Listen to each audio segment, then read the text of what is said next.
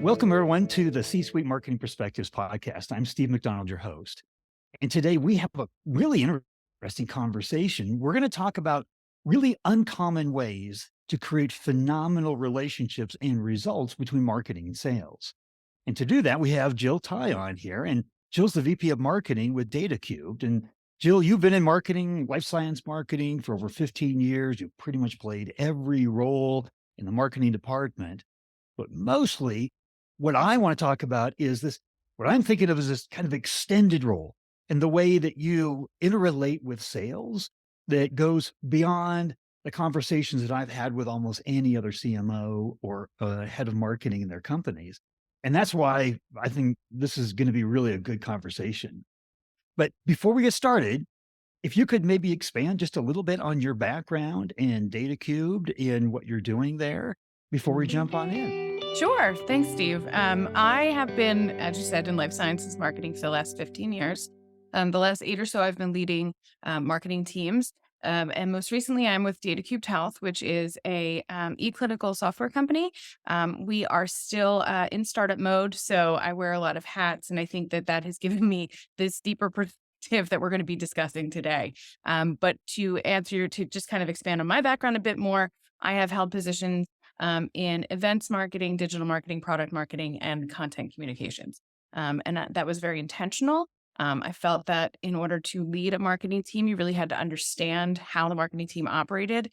And to do that, you had to kind of get your hands dirty and do all of those positions yourself at one point in time. So that is why I have held those sort of roles throughout my career.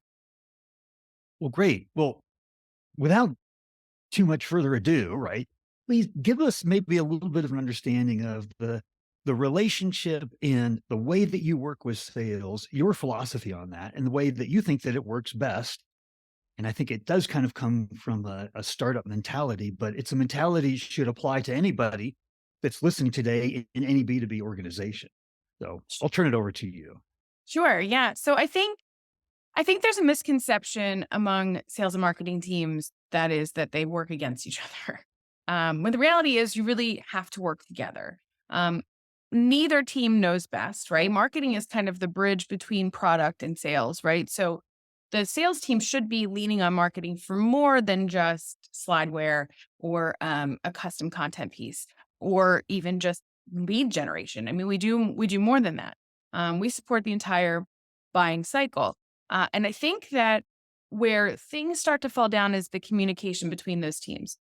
It's been my experience that marketing's always like, oh, they just want too much, right? They don't understand. They don't know what we do. You're right. And it's your job to educate them. And I've found that by having conversations with sales team members, and it starts small because you have to kind of build that trust.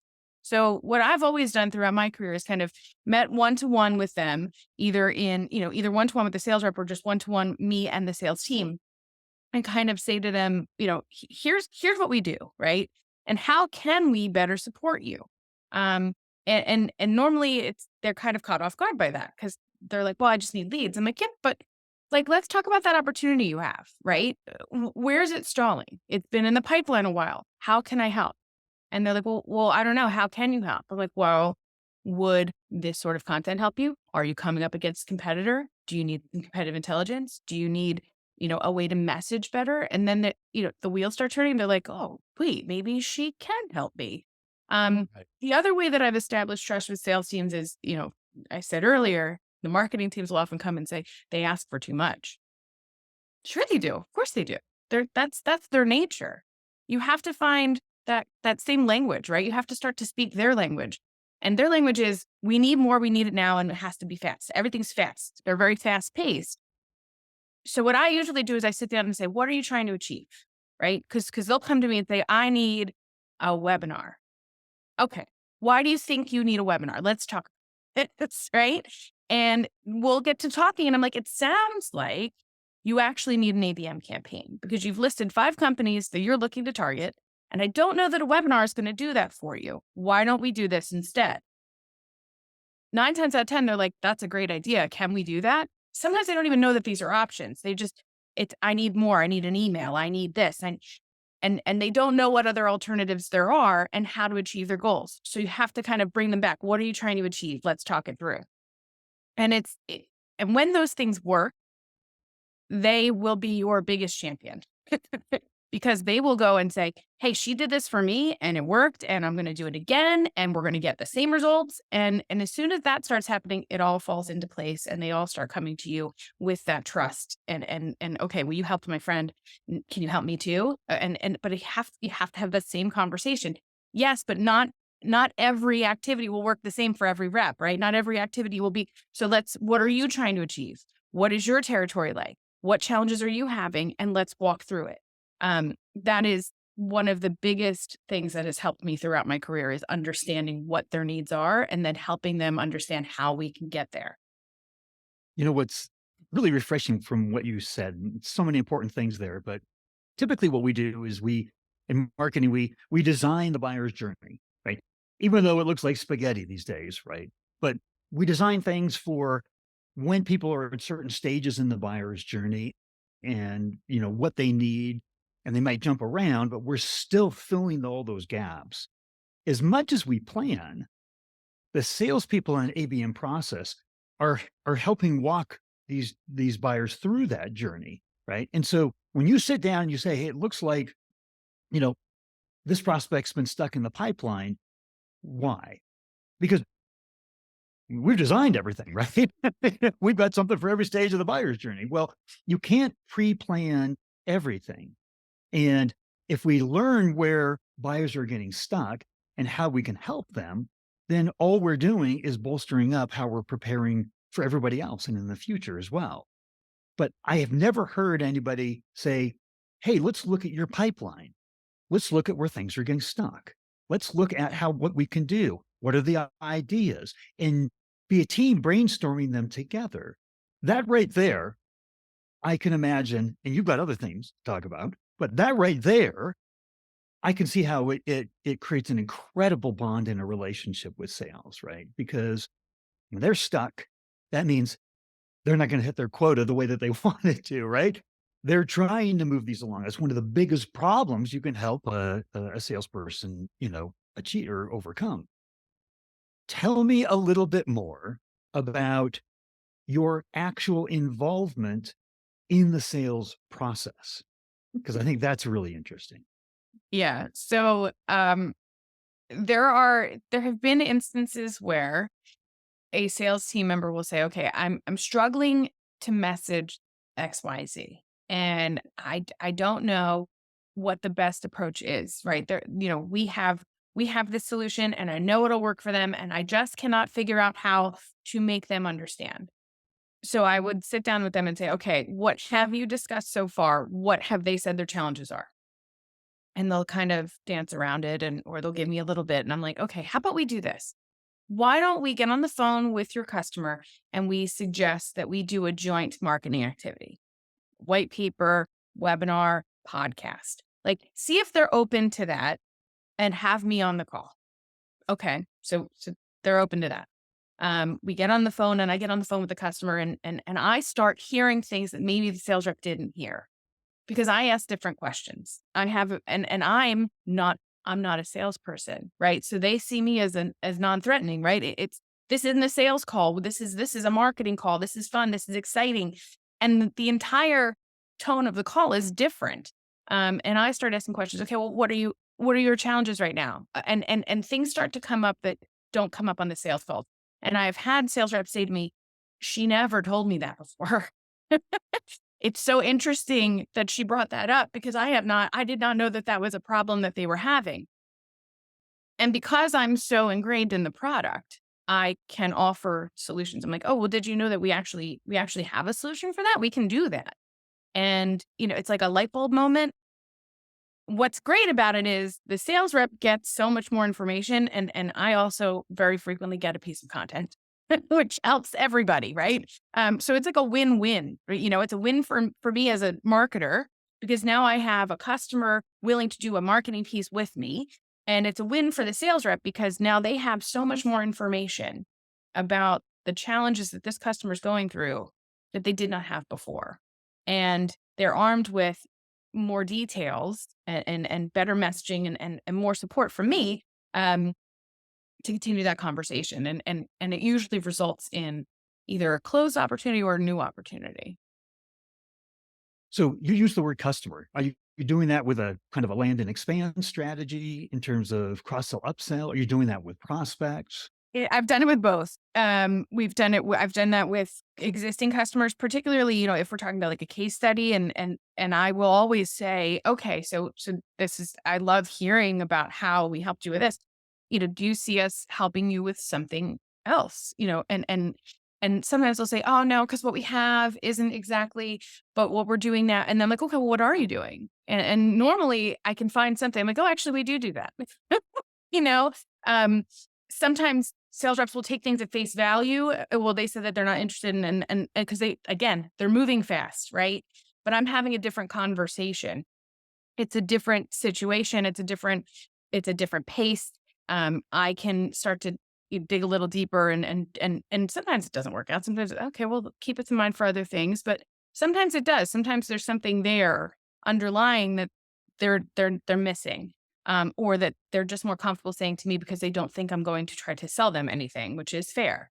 Um, Prospects are a different scenario altogether. I have actually just this week I was on a demo call. I had been filling in for an inside sales rep. Inside sales reports to me, and he had been on vacation, and then demo requests came through. So I set up the demo, and the sales rep was actually on vacation that week too. So I did all of the prep for it. I pulled all the data on the company. I built the deck. I built a talk track, and I did it all. Um, and the meeting went well, and I was on the call, and they were asking questions, and I was answering. And after that, the sales rep and the inside sales rep were like, "Can you join all of our calls?" I mean, it's fun. I would love to, because I learn a lot, right? It's helping me be better, because I do hear the questions that they're asking. You hear questions that prospects are asking. It informs all of my content, all of my outreach, all of my strategies, right? I know what they're looking for. I understand their challenges better. It's not having um, a consultant come in and say, "This is your buyer map. This is your buyer persona." No, I'm in those conversations, and I am hearing it firsthand. And I think that there's something to be said about that for every marketer. And if you can't be in those conversations, you need to hear it firsthand from your sales reps, because they are having those conversations, which is why that relationship's so important. So many good things there. So one of the things that you said is non-threatening, non-selling, right? You're VP of marketing, you're brought in. It's a very different conversation. And as a seller, they know the person on the other end of the call knows that they're being sold to, right? But when you're not selling, and you can ask questions at the same time, because that the salesperson can't.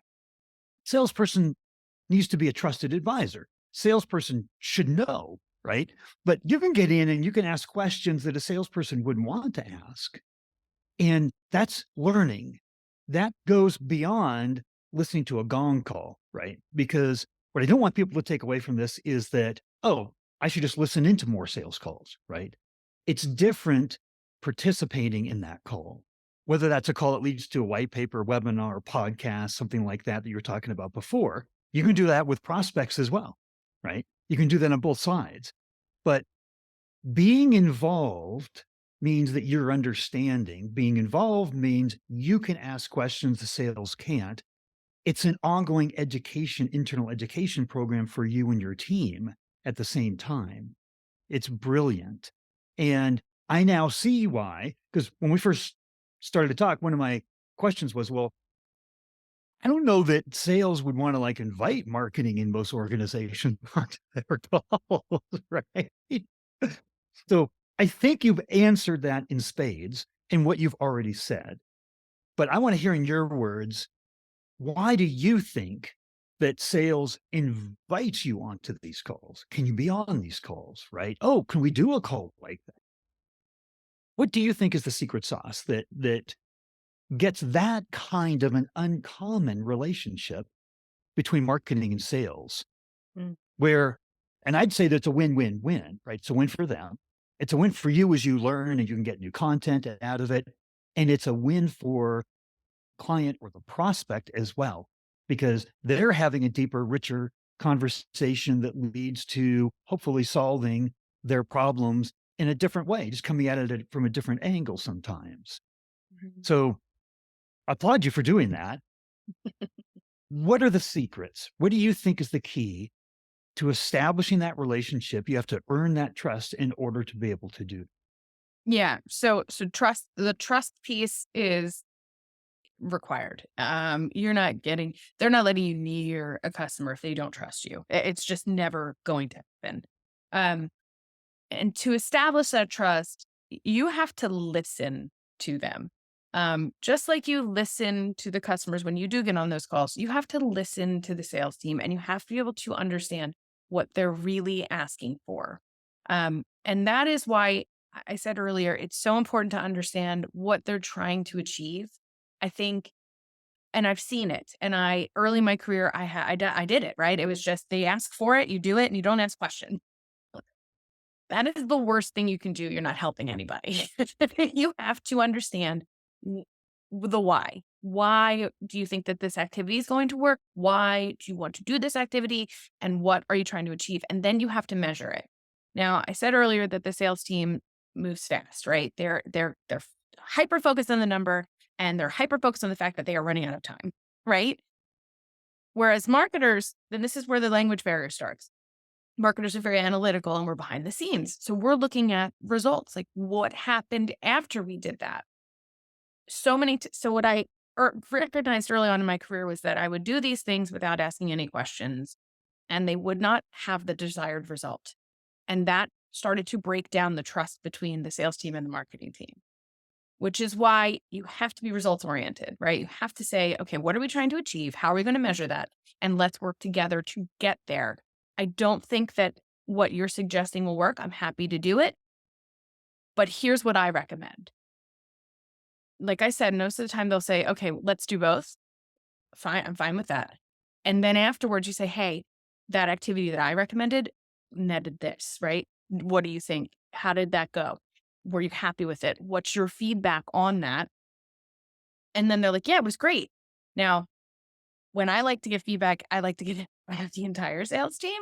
So I have a monthly meeting with them. So to build that trust and to get it's a feedback call, not just within, not just for them to tell me how marketing's doing, but for me to hear what's happening in their accounts. So I get them all together and I say, okay, what are you guys hearing? What are your clients talking about?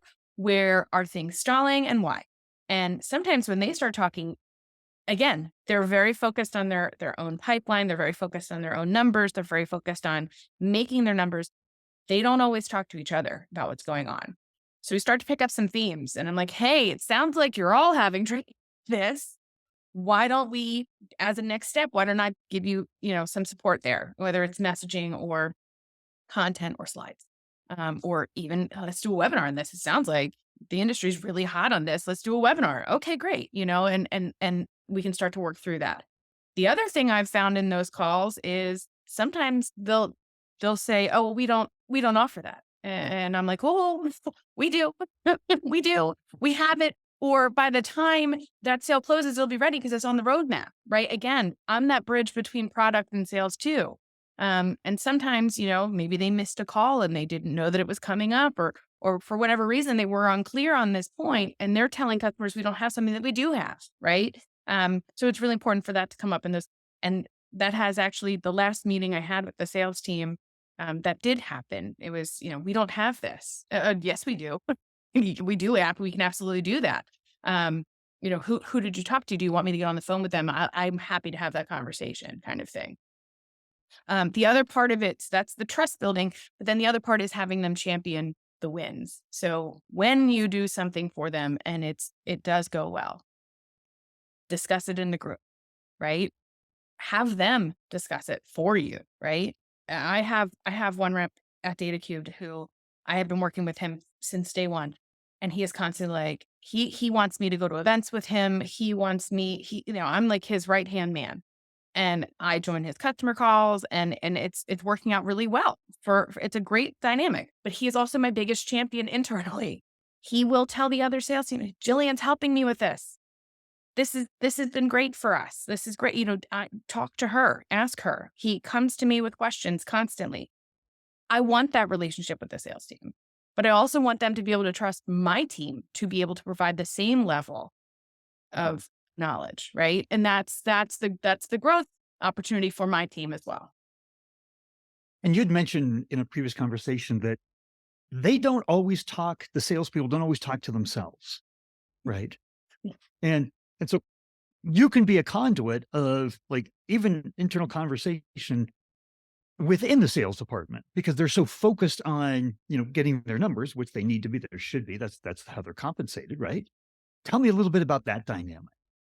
Yeah. So it's interesting. It's I've noticed they don't think that they don't talk, right? Because they do have meetings together. And I've been in those meetings, and I'm like, every time we have these meetings, we're talking about numbers, how we're gonna get, how we're gonna where this is in the pipeline, is need to get pushed, right? We have a weekly pipeline call. Okay. So that's where they all talk, right? And then they'll have like sub team meetings and things, but they are not talking about what they're hearing. They're not talking about competitors. They're not talking about feedback. So I ask pointed questions, right? Like, in your meetings this week, what did you discuss? Right? What themes came up? And if they're kind of silent, I'm like, I will start to ask very specific, like, did you discuss patient engagement? And what was the feedback? Did you share that white paper? Did they read the white paper? What was the feedback? Did you ask them for can I ask them for feedback, right? Um, but like I said, I have a monthly marketing meeting with them where it's me and my team and the sales guys, and that's it. And I have said to them a few times, this is for all of us to chat, right? Like, what's working with marketing? What do you need? Where can we support you? Of course, we want to talk about that, but I also want to hear what you're hearing. And I want you all to hear what you're hearing. And they have actually found that very useful. Like I said, just recently, some product stuff came up. I mean, you'd be surprised what comes up. We also had a competitor that we needed to discuss. Um, and in talking about that, another one, they were like, actually, I'm not worried about them. I'm worried about this one. Do you know anything about them? And I did. And I was like, yeah, actually I do. Well, what makes you worried? Who's talking about that? What customer or what prospect brought that up? Right. And here's how you message against it, kind of thing. So it's like I said, it's invaluable. It's so useful for me. Um, and I know that they're getting value out of it too. And I think that again, it's that tone, right? It's that, okay, this is a safe place to have this conversation. No one's gonna get on me about my numbers here. And we can kind of start to think through some things together. And it continues to build that trust with the sales team. Yeah, I mean, at the very beginning of the conversation today, when you talked about, hey, I see that prospect is stuck in the pipeline. What's going on? How can we help? Right there, I knew you were building trust, right? You were taking an active interest. You were taking your time. You were helping them solve one of their biggest problems. That's what we do as marketers, right? We help solve problems of our clients.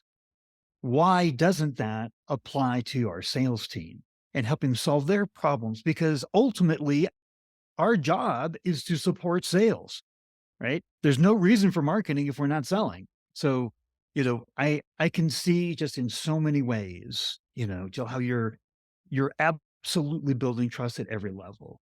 And I asked you before we clicked the record button to start here that, there's a lot of just functional roles that marketing has to play.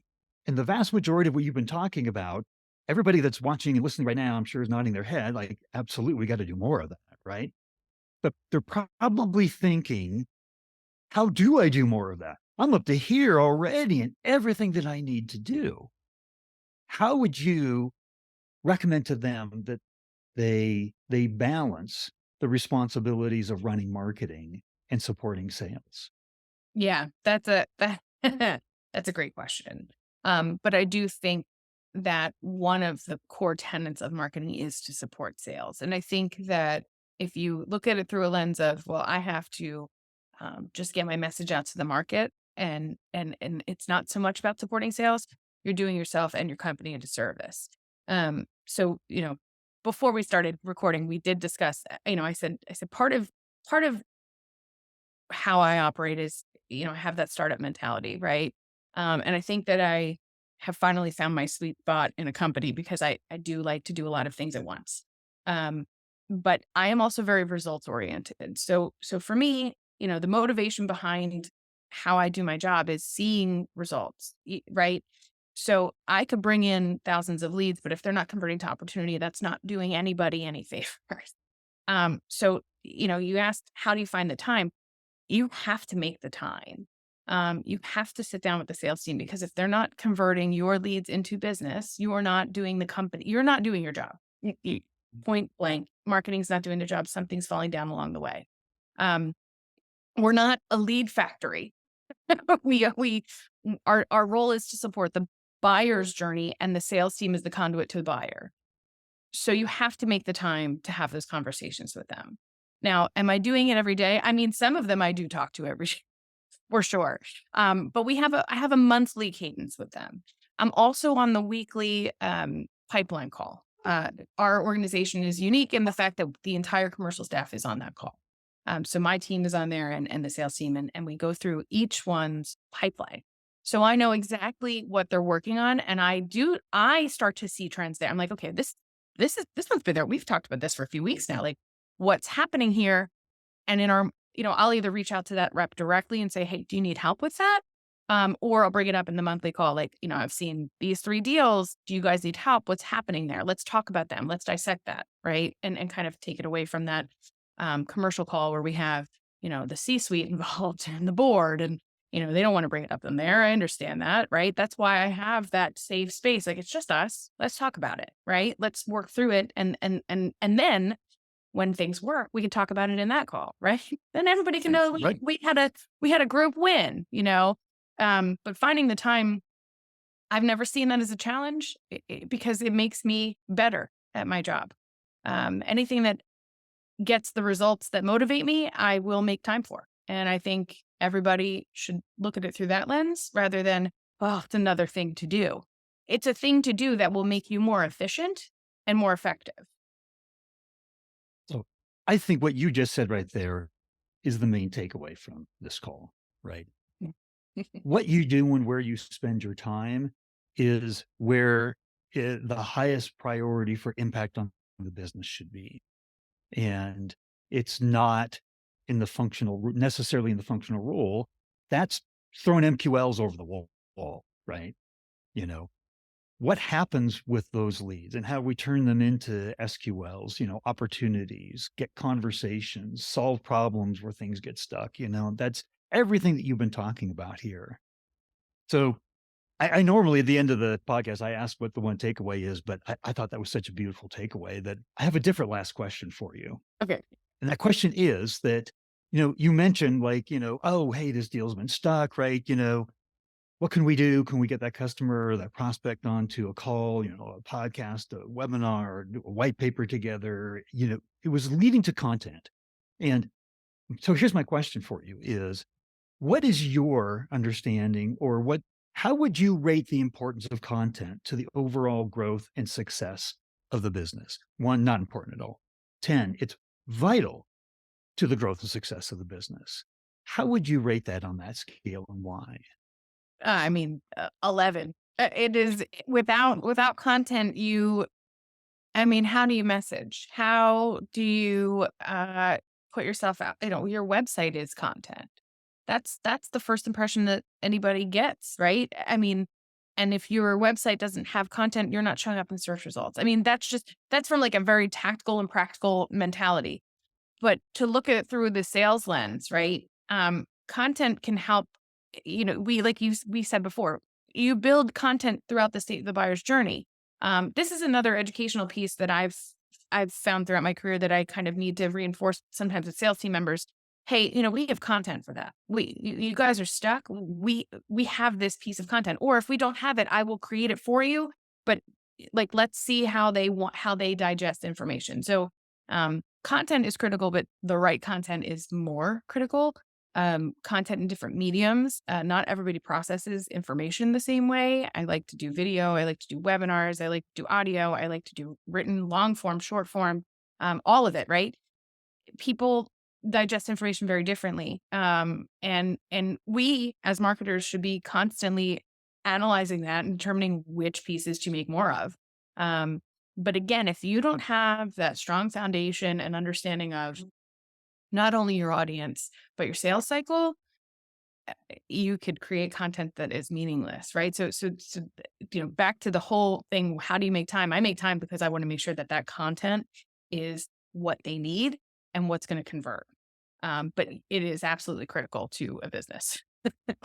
Well, and I love that. Most people break the scale when I ask that question. I get Yeah. 11s all the time, 15. I got a 25 one time from a 4-time B2B CMO, right? Here's my question. That wasn't the last question. I'm sorry, I lied. So here's the last question. And it is that, it's so important these days as a B2B organization to position the brand and the sellers as trusted advisors, to be experts in the industry, to be educating, to be advising. That's thought leadership content, really, that does that. So you have such an incredible relationship with sales. Tell me a little bit about their understanding and use of thought leadership content in their sales process. Yeah. I think I've worked with a variety of sales teams, and I think again, this goes back to like once they use it and they see the value, it's used all the time. It's getting them there, right? So it's like drawing the horse to water kind of thing.